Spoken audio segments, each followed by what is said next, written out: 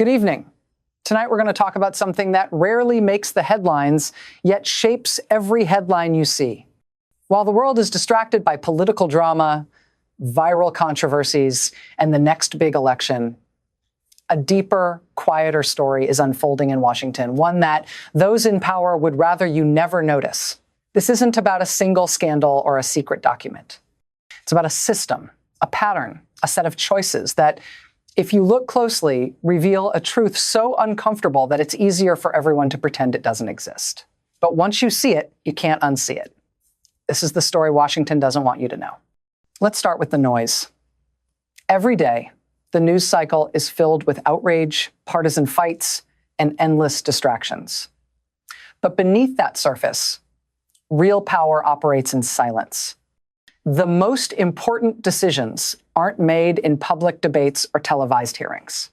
They're made in closed-door meetings, in quiet conversations between lobbyists and lawmakers, in committee rooms where the cameras never go. By the time a bill reaches the floor, its fate is already sealed. The real negotiations happened long before, shaped by interests you'll never see on a ballot. Why do some problems never get solved, no matter who's in charge?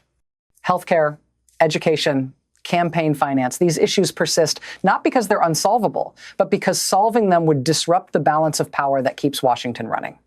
Every election, candidates promise change, but year after year, the same problems remain. That's not a coincidence. It's a feature of the system. Let's talk about money. Not the campaign donations you see in ads, but the billions spent quietly to shape policy from the shadows.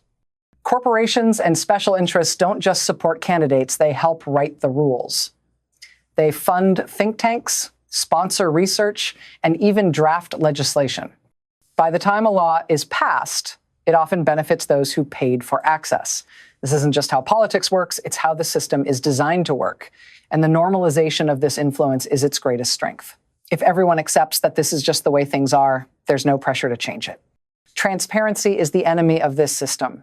Every time there's a push to reveal who's funding whom, the proposals are watered down or quietly killed.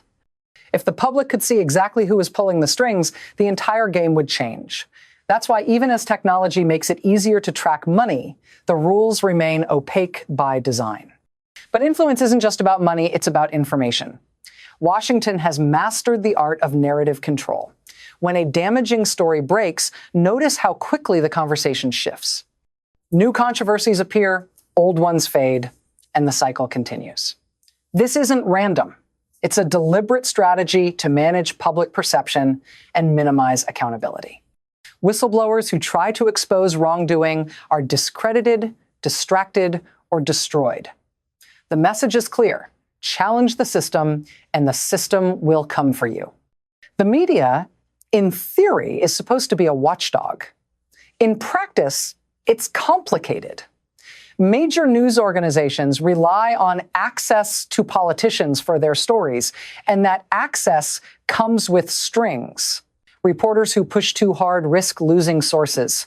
Editors face pressure from advertisers and owners. The result, the most important stories are often the hardest to tell. And as social media gives everyone a voice, Washington responds by pushing for more control over what can be shared, all in the name of safety or national security. The goal isn't just to protect the public, it's to protect the system from scrutiny. Now, let's talk about the revolving door. In Washington, the same people cycle between government lobbying and corporate boardrooms. One year, they're writing regulations. The next, they're being paid to help companies navigate those rules. This creates a culture where public service and private profit are hopelessly entangled. The result? Policies that serve insiders first and everyone else second. Accountability is supposed to be the foundation of democracy.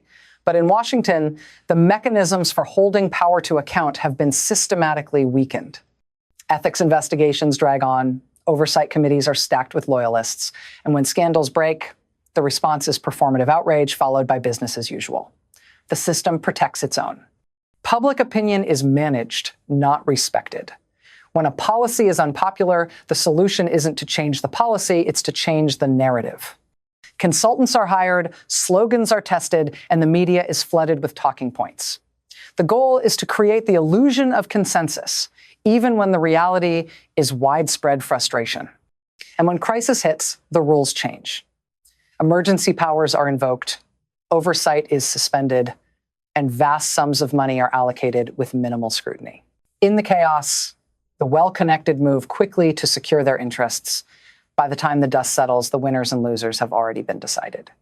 Over time, the public is conditioned to expect less, to believe that real change is impossible, that corruption is inevitable, that the best we can hope for is incremental progress. This is not just a failure of leadership, it's a deliberate strategy. If people stop believing their voices matter, they stop demanding accountability. And if they stop demanding accountability, the system becomes self-perpetuating. But here's the truth. History is filled with moments when entrenched systems seemed unbreakable until they weren't. Change doesn't come from the top down. It comes from people who refuse to be distracted, who demand transparency, and who hold power to account. The most powerful weapon against a system built on secrecy and distraction is an informed, engaged public. The more you know, the harder it is for those in power to hide behind complexity and chaos. So tonight, as you watch the headlines scroll by, remember what's really at stake. The shocking truth isn't just that the system is rigged for the few, it's that it relies on the many, never noticing, never questioning, never believing that change is possible. But you're not powerless. Every time you ask a hard question, every time you demand transparency, every time you refuse to be distracted by the latest manufactured outrage, you chip away at the foundation of that system. Washington may not want you to know how the game is played, but the rules are only secret if we agree to look away. The more we see, the more we share, the more we insist on accountability, the harder it becomes for business as usual to continue. The future isn't written yet. It belongs to those who refuse to accept the story as it's told and who are willing to write a new one. That's the truth. Washington doesn't want you to know. And now that you do, the real question is, what will you do with it?